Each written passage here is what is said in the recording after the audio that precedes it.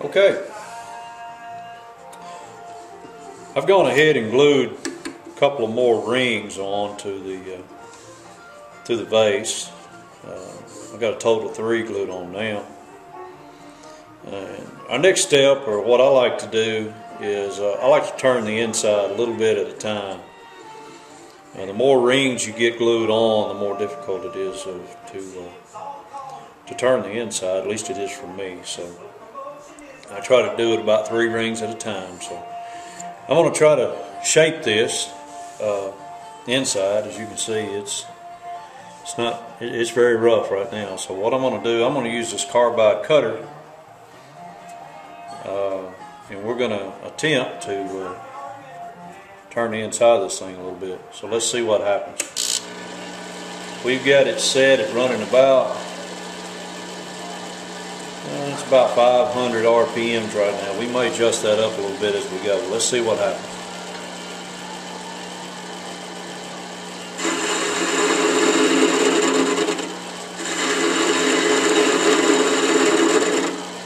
Now, I'm not trying to add a final shape to it yet. All I want to do is get it roughed out.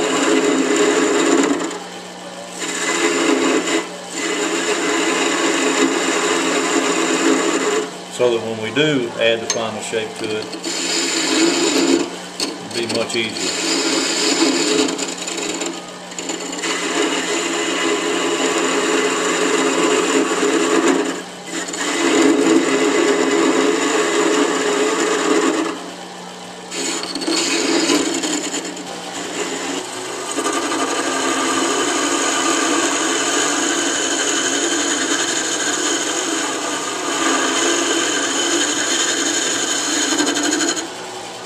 Okay,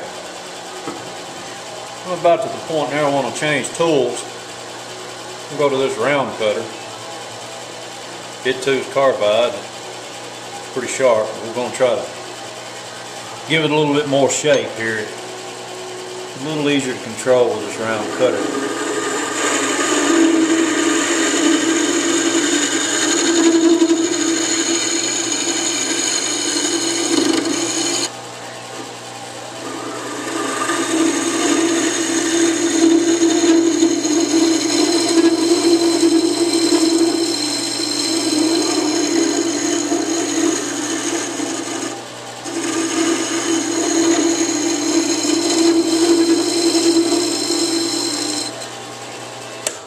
Alright, let's see what we got. And we have glued 3 more rings to our vase.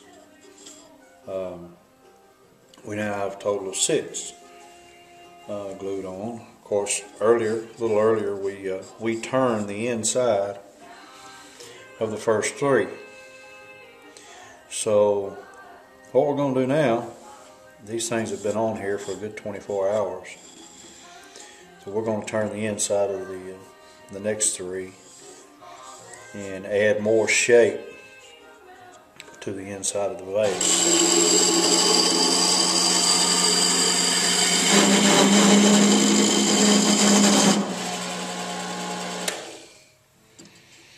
I believe, yeah, we're good. I'm going to use this really high-tech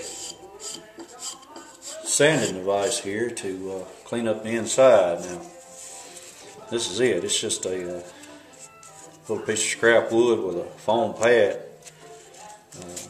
added to the bottom, or glued to the bottom of it, with some hook and loop type sandpaper on it.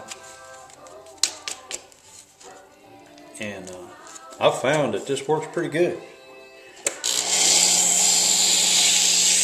for cleaning up the inside of a vase or bowl or anything of that nature.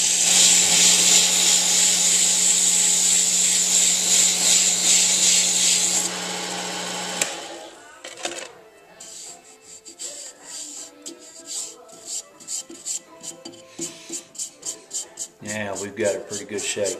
We've now got all of our rings glued, and we've got the complete assembly here. I've already turned out the inside, completely turned the inside up to the point of this opening here. So our next step is going to be to turn turn this opening and put some shape to it here. So we're going to do that now, and then once we get that completed, and we'll be able to move on to turn the outside. So I'm going to be using this carbide cutter, and we're going to see what we can do with it.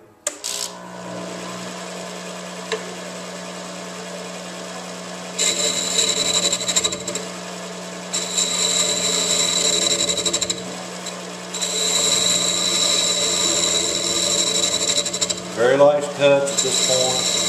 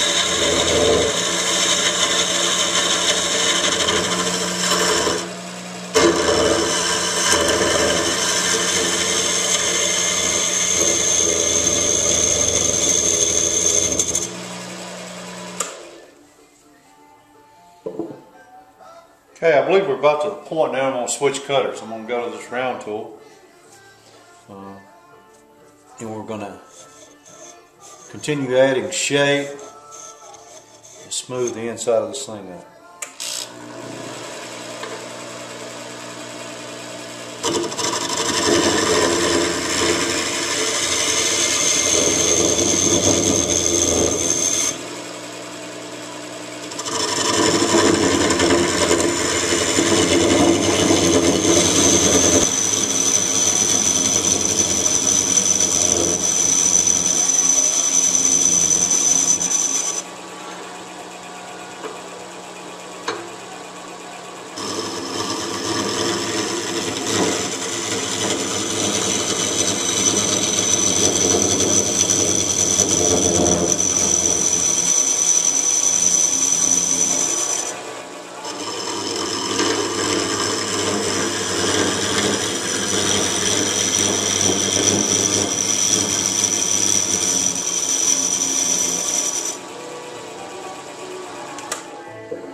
Let's see what we got. Okay, I believe we're going to stop there. At this point, what I'm going to do, we're going to go ahead and put our tailstock back up to give this some support. And when we come back, we'll turn the outside, and then we'll begin sanding through the grits. We'll sand the outside up through the grits to about 400, and the inside we'll sand through the grits probably up to about 220, and of course the opening here we'll take it up to about 400. So that's what we'll do when we come back. So stick with me, and we'll put some finishing touches on this face